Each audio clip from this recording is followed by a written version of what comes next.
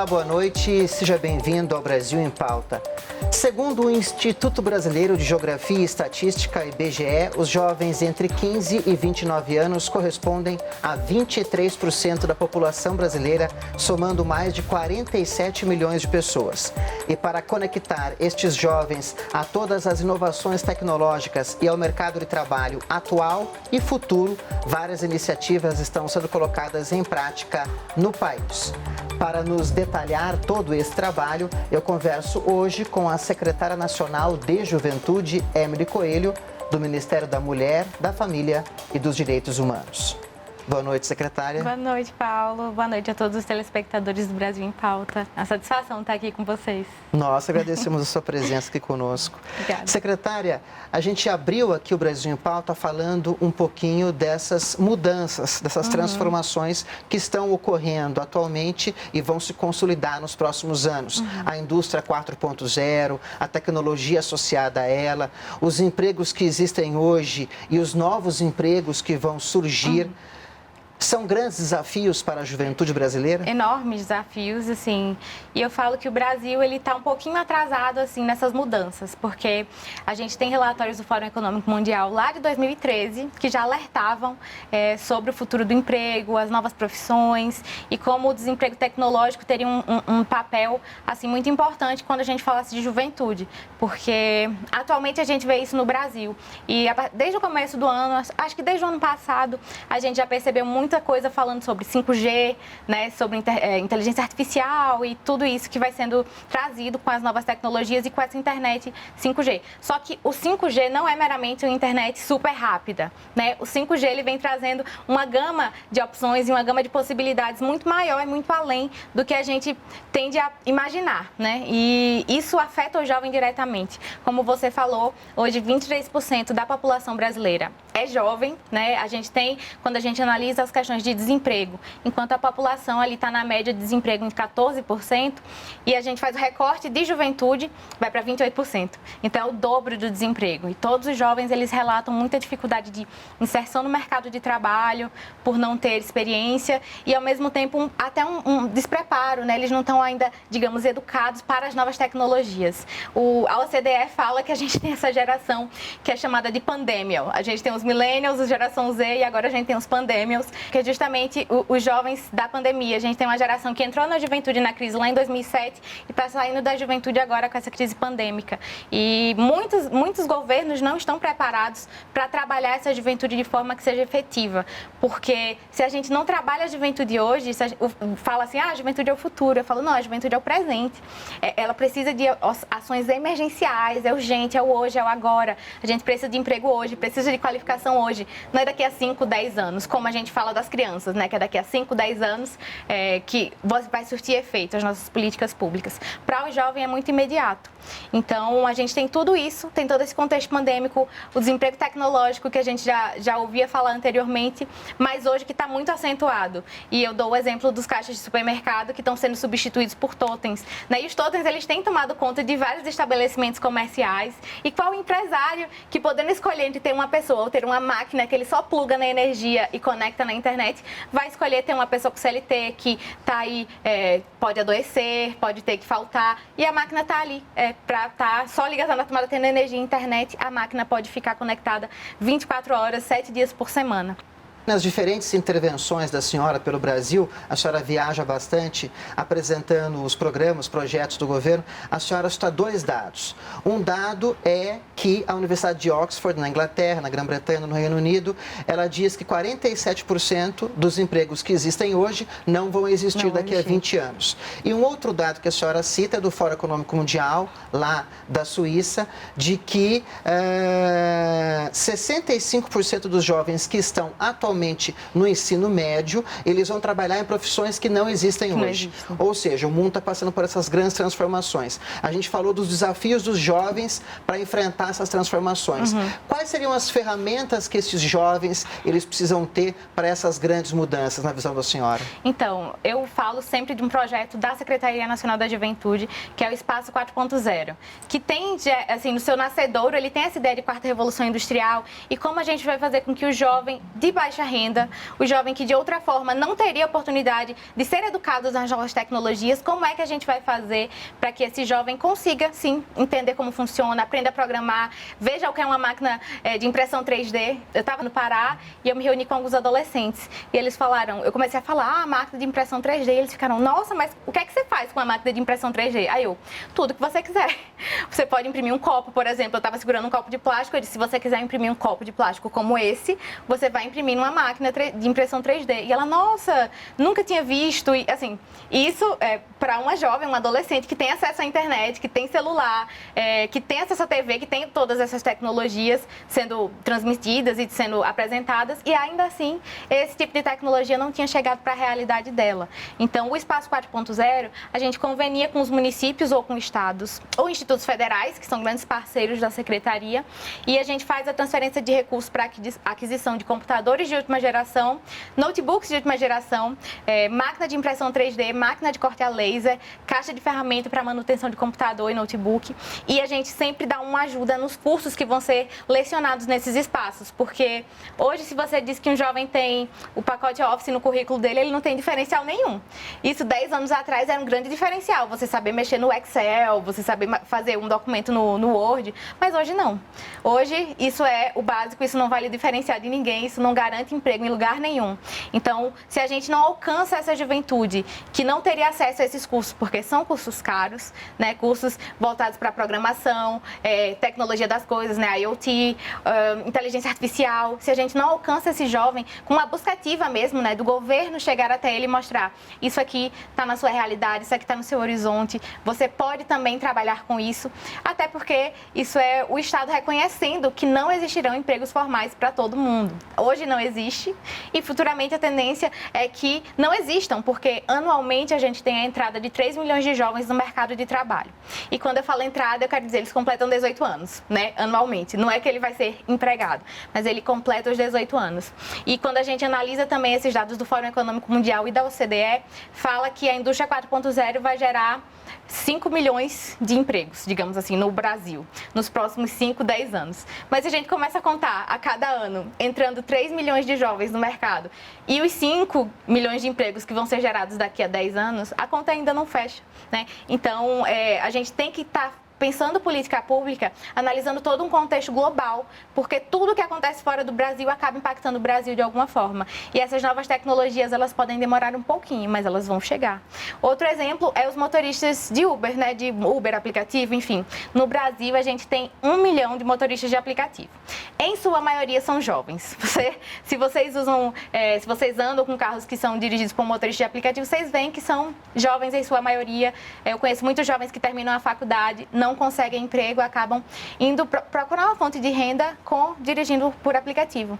E a gente já tem, nos Estados Unidos e Europa, os carros autônomos sendo utilizados para transporte de passageiros, né? Da forma como a gente vê aqui os motoristas de aplicativo. A partir do momento que o 5G for regulamentado no Brasil, a gente já vai começar a ter testes com carros autônomos aqui.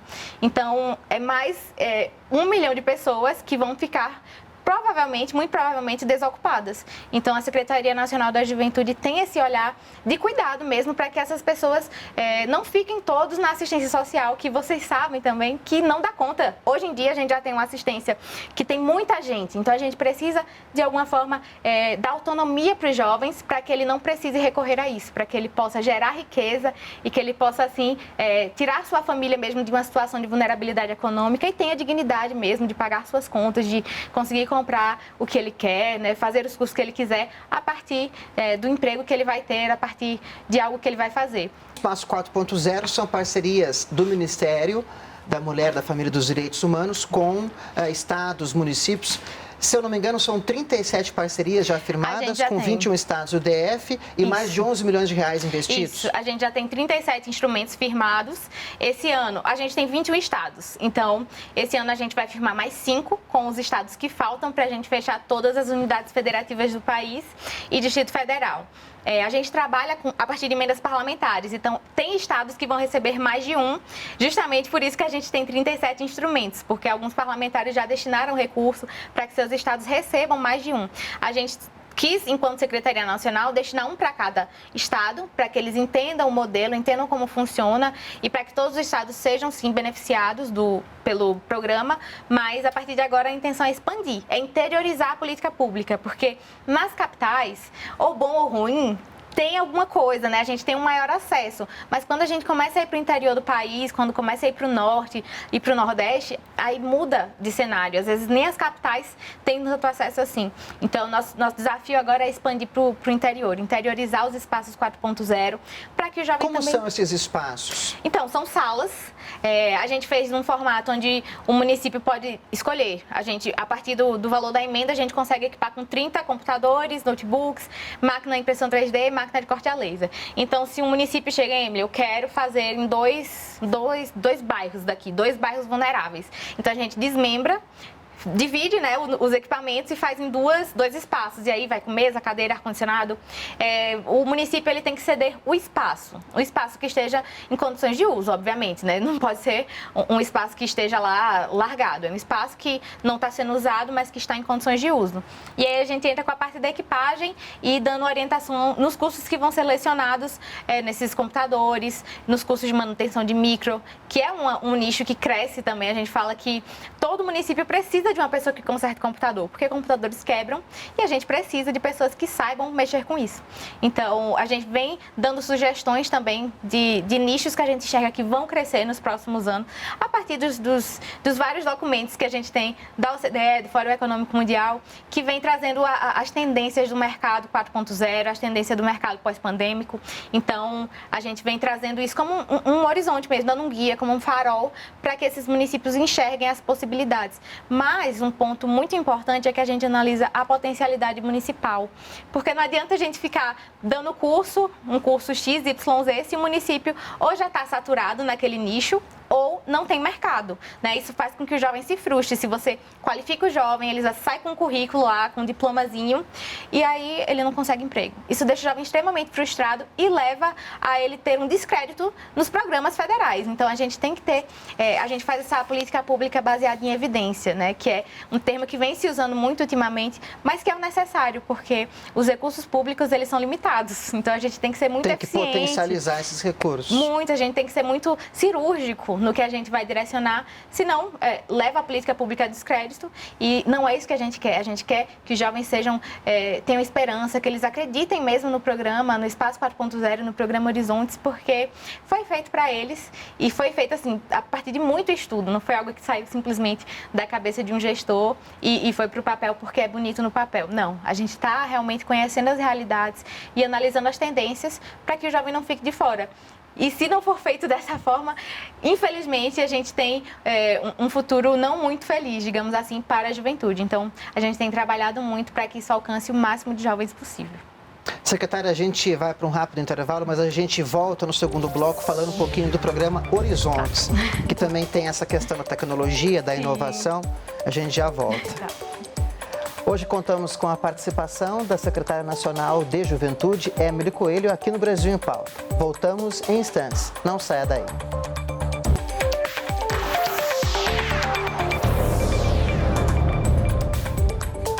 Estamos de volta com o Brasil em Pauta, hoje com a Secretária Nacional de Juventude, Emily Coelho, do Ministério da Mulher, da Família e dos Direitos Humanos. Secretária, transformação tecnológica, inovação, ou seja, são temas que perpassam diferentes programas e projetos da Secretaria. A gente terminou o primeiro bloco, a senhora falando rapidamente do programa Horizontes, queria abrir esse bloco com esse programa que coincide com a chegada da senhora ali na Secretaria. Fala um pouquinho para a gente do programa Horizontes. O programa Horizontes ele foi instituído em portaria, é a portaria 2558 de outubro de 2020. Eu cheguei um pouquinho antes, né? Ele foi lançado em tempo recorde e ele é voltado justamente para a inclusão produtiva. É o grande pilar mesmo da Secretaria Nacional e ele é voltado para a inclusão produtiva no viés do empreendedorismo e inovação, que é justamente aquilo que eu falei anteriormente. Não vai existir mercado mercado formal, né, com vagas de emprego para todo mundo.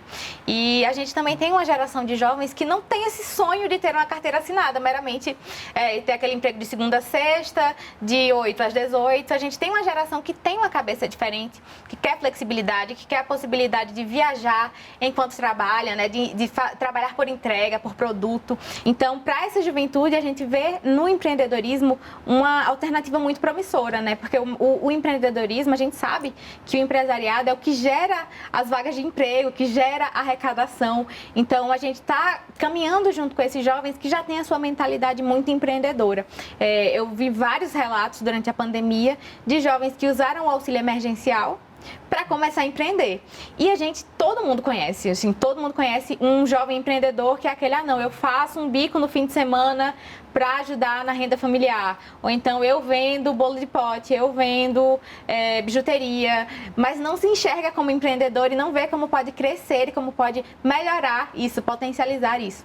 Então, o Programa Horizontes, no seu artigo 2º, ele estabelece seus objetivos, né? E dentre os objetivos está a capacitação dos jovens para aqueles que ainda não empreendem e o aprimoramento para aqueles que já empreendem, para que eles tenham os negócios consolidados, para que eles aprendam a fazer um MEI, para que eles entendam as possibilidades de linhas de crédito, para que eles vejam como eles podem contratar um funcionário, que isso que é o mais legal do Horizonte, é jovem que vai ser empreendedor para contratar jovem, porque é importante fomentar essa mentalidade na nossa juventude. Se cada jovem que começar a empreender, começar a empregar jovens, com certeza o número de jovens desempregados vai cair muito, né? E a gente tem jovens que, apesar de não terem experiência, estão ávidos para conhecimento, estão ávidos assim, tem muita boa vontade, eles compensam a falta de experiência com tantas outras habilidades que muitas vezes são deixadas de lado, né? Então a gente, enquanto jovem, enquanto jovem também, reconheço as dificuldades de ser jovem no país, muitas vezes por não ser levado a sério, assim, é muito jovem, não tem experiência,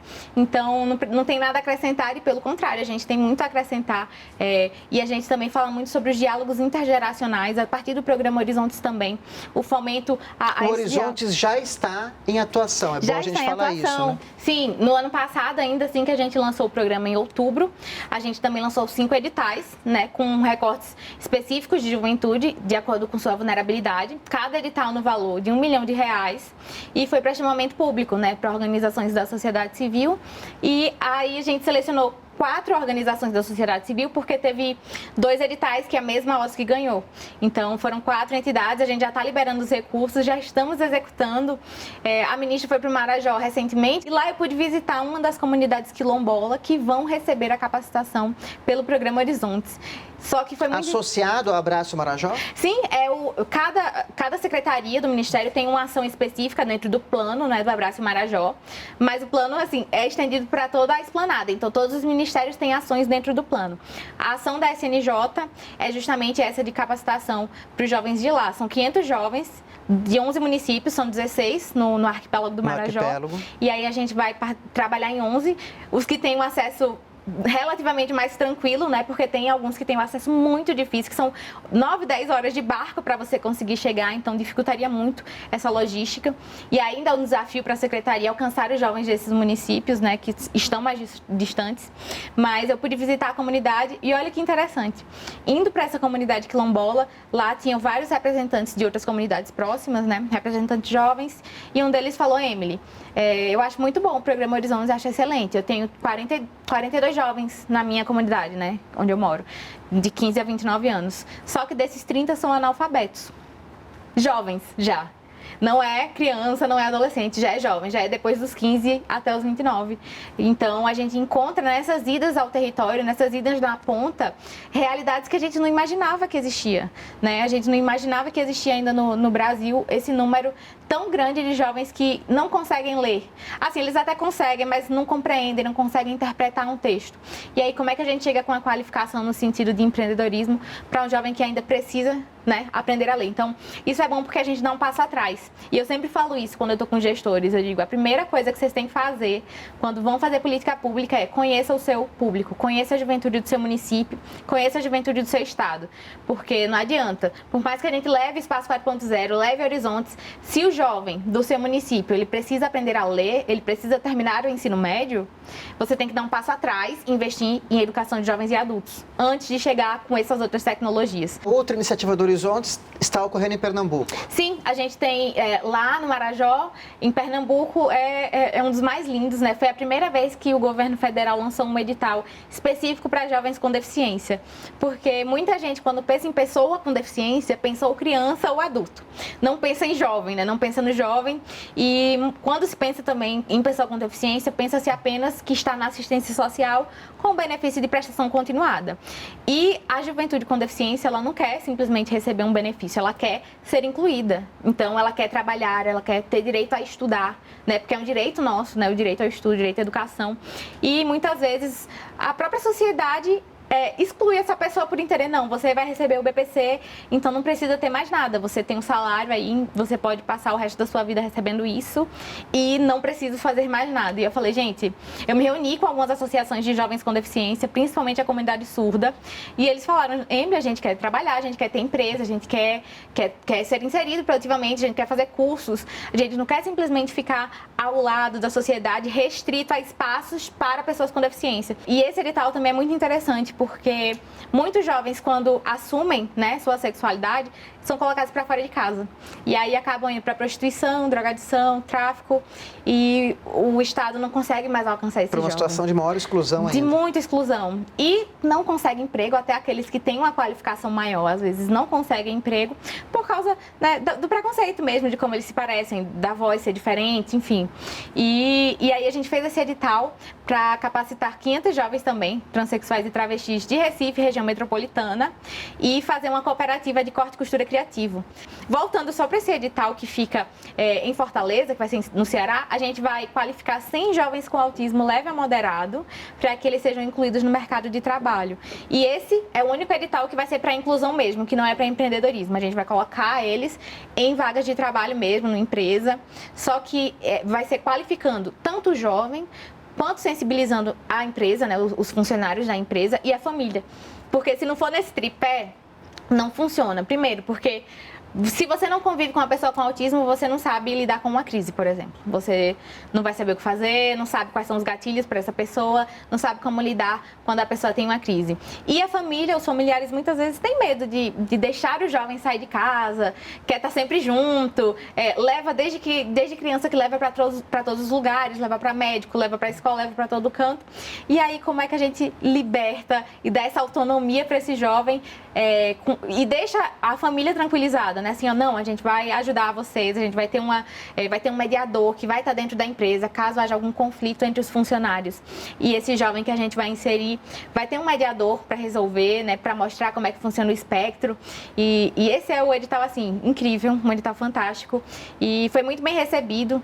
Todos os lugares que eu falo sobre esse edital, eles falam, nossa, é a primeira vez que eu ouvi falar num edital desse. Eu disse, pois é, porque por mais que a Secretaria Nacional da Juventude tenha um tema muito transversal, e juventude está na educação, está na ciência e tecnologia, está na economia, está na cidadania, está em todos os ministérios, né? Todos os ministérios tratam de juventude, mesmo que tangenciando, a gente tem um olhar que nenhum outro ministério tem, que é justamente esse olhar para a vulnerabilidade muito específica que o jovem tem, que não é somente a vulnerabilidade etária, né, que essa passa com o tempo, mas é justamente esse olhar para o jovem com deficiência, o jovem da comunidade surda, o jovem do Marajó, né, que precisa de um olhar muito específico. E o segundo prêmio Inovação para a Juventude ocorre nesse mês de agosto? Sim, vai ser entre 9 e 13, a Semana da Juventude, e a gente vai ter o prêmio, que vai ser, inclusive, ter como host a ministra Damares, né, vai estar ali premiando as iniciativas do país. E algo muito importante de salientar nesse prêmio é que a discrepância que a gente tem quando a gente analisa o Brasil inteiro das propostas que são enviadas. Por exemplo, o Norte não enviou nenhuma proposta, né? Então, a gente tem essa carência mesmo de políticas públicas concentrada geograficamente no país. Quando a gente analisa, não dá para fechar os olhos, né? Se a gente pega o mapa do Brasil e começa a colocar um pontinho em cada lugar que tem política pública de juventude, vai ver que Sul, Sudeste, Centro-Oeste concentra a maioria dos pontinhos. Quando a gente vai subindo, vai diminuindo. Então, o desafio também é tornar a política pública conhecida, a política pública de juventude, trazer a importância de investir em juventude hoje, urgentemente, né? De qualificar esse jovem urgentemente e fazer com que aqueles que já fazem algo para a juventude mais para o norte, lá para cima, conheçam esses prêmios que existem a nível de governo federal para que eles tenham visibilidade, para que eles possam compartilhar as boas práticas com os pares lá do norte, nordeste, enfim. Porque existem muitas boas iniciativas, só que não chegaram ainda, assim, não teve esse match, esse encontro com a Secretaria Nacional, mas a gente está trabalhando muito para que essa distância seja diminuída. E tem mais algum programa, algum projeto em gestação na Secretaria? Então, a gente está firmando vários acordos de cooperação. A gente vai ter um com a Junior Achievements, que é a sexta OSC mais premiada, a melhor do mundo, e a gente está fechando um acordo de cooperação técnica para qualificar jovens quilombolas do Norte e Nordeste, né, com a SNPIR, que é da Promoção da Igualdade Racial, lá do Ministério. A gente também está fechando um acordo de cooperação com a Confederação Nacional dos Jovens Empresários. Então, a gente está com várias parcerias sendo feitas agora que vão deslanchar, né, nesse segundo semestre. Também com o Pátria Voluntária, obviamente, a gente fomenta muito o voluntariado como uma forma do jovem adquirir experiência, né, adquirir capacidades socioemocionais que você não aprende meramente numa sala de aula, ali sentado com o professor lhe ensinando, é mais na vivência. Então, essas são algumas das ações que eu posso ir adiantando e a gente vai abrir alguns outros editais ainda esse ano, mas tudo agora, assim, entre agosto e setembro, porque é o nosso prazo limite para colocar tudo na rua. E a minha estratégia é isso. Secretária, parabéns pelo trabalho, pelas iniciativas, por ter esse foco aí no empreendedorismo e na inovação dos nossos jovens, que são, afinal de contas, o futuro do nosso país. Sim. Né? Obrigada, Paulo, e obrigada a todos vocês que assistiram. E qualquer dúvida, manda um e-mail para a Secretaria que a gente sana todas as dúvidas. As pessoas podem encontrar as informações nas redes sociais do Ministério também. No site do Ministério tem tudo. Se tiver alguma dúvida pontual, manda e-mail em juventude@mdh.gov.br e a gente tem esse contato, a gente responde muito rápido, todo mundo que entra em contato, tanto para divulgar, tanto para conhecer tudo que a gente tem na Secretaria, como acessar, né? Conhecer os gestores de juventudes municipais e estaduais. Se você está assistindo e não conhece o gestor do seu município, do seu estado, manda um e-mail para a gente que a gente te direciona para o seu gestor também. Muito obrigado, secretária. Obrigada. O Brasil em Pauta recebeu nesta edição a secretária nacional de Juventude, Emily Coelho. Se você quiser rever esta ou outras entrevistas, é só acompanhar as nossas redes sociais ou baixar o TV Brasil Play. E o Brasil continua em pauta aqui na TV Brasil. Até o próximo programa.